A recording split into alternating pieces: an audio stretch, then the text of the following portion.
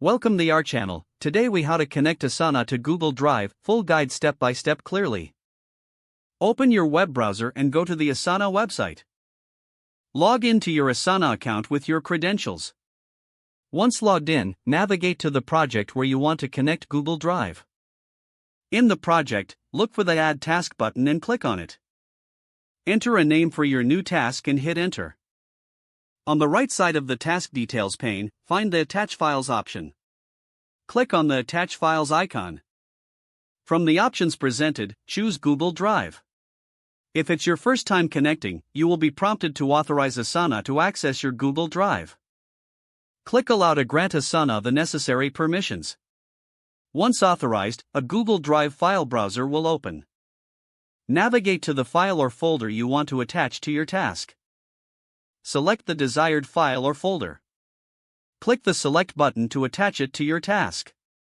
You will see the file linked within your task details. If you need to add more files from Google Drive, just repeat the process. To view the attached files, simply click on the files within the task. For any changes or updates, revisit the task and repeat the attachment process as needed. To disconnect Google Drive from Asana, go to your account settings.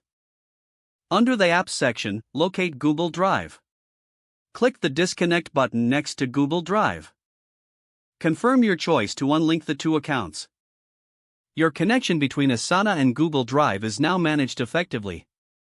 If the page does not load, refresh the browser or try again in a private or incognito window. Make sure you are using the correct email address, then retype it carefully to avoid small typos. If your password is not accepted, use the Reset option and create a new strong password you can remember. Check your spam folder for verification or security emails, then complete any requested confirmation steps. Enable two-factor authentication if available to improve account security and reduce unauthorized access risk. After signing in, review your profile details so your contact information and settings are accurate and current.